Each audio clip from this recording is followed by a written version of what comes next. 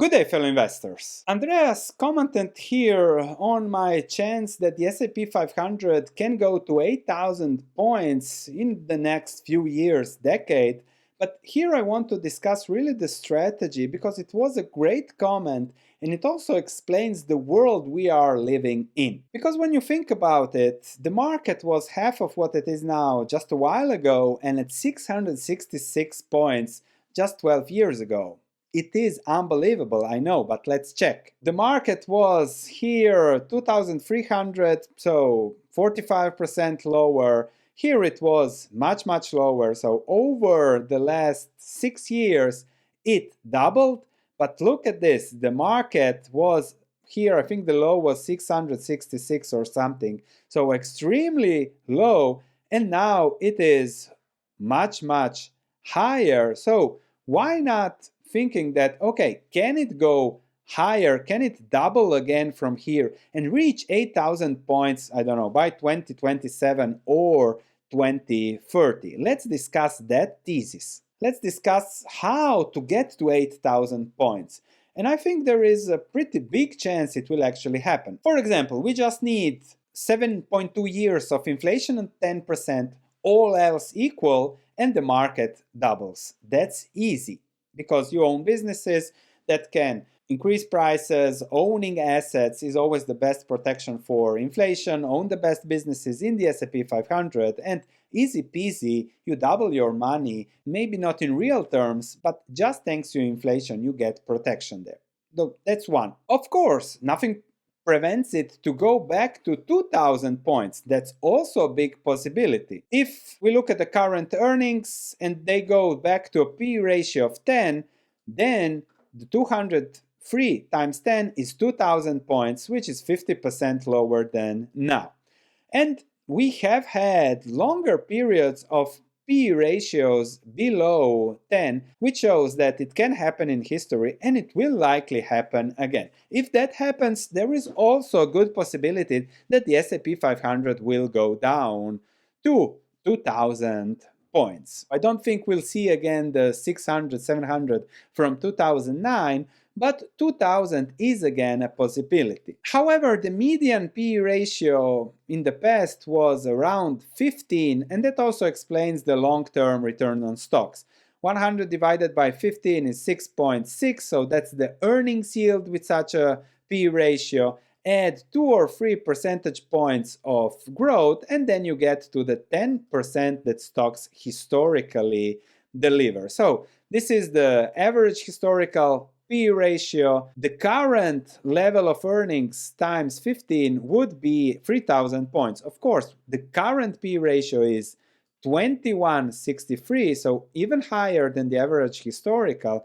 That is the risk and reward. But if this 203 become 300, so just 50% increase in earnings, and we get a 25 P ratio, we are quickly at 8,000 points with the S&P 500. You just need 50% increase in 8 years to get to these levels, a P ratio that over the last 30 years has often been above 25, even 30.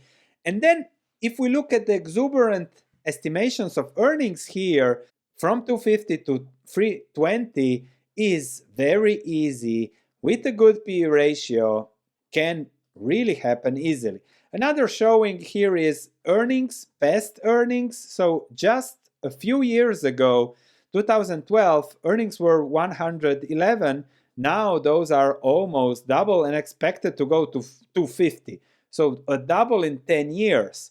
And I just need 320 or a little bit higher to justify S&P 500 at 8,000 points. So here we go, estimates very high, even 275 estimates at the end of June. Crazy how high those go.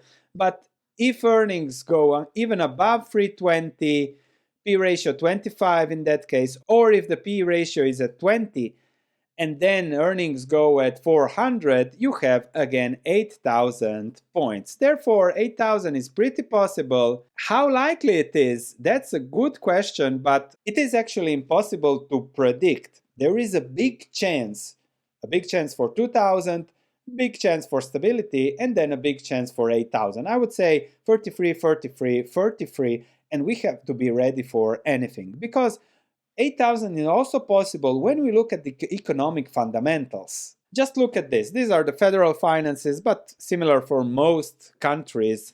They just keep on borrowing, borrowing, and borrowing, and they will never stop it. They don't have a plan to stop borrowing, and they estimate those borrowings to continue on pretty much stability forever. No recessions here, low interest rates, low unemployment, all great.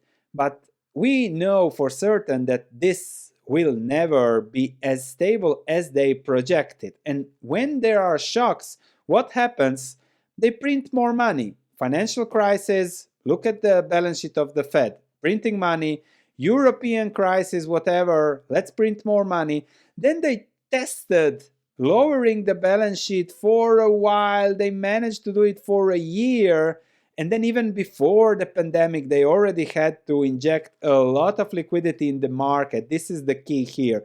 Before the pandemic, huge injections already to prevent meltdowns or whatever. And then we had a pandemic. We are now here. And do you believe it that they will lower it? But even if they lower it, they don't plan it to lower it back to where it was. No, it will forever be more and more. So with that, with more money printing, shock here and there, food, who knows, war, whatever, with inflation and money printing, it's easy for the S&P 500 to get to 8,000 points. So yes, investing is about owning assets. If it goes down to 2,000, you simply add more, you buy more. In the meantime, with what you have, if things happen, more money printing, S&P 500, good businesses, good returns likely. We're now at a P ratio of 20, 5% earnings yield, plus 2% long-term growth, 3% inflation, 9-10% stock market expected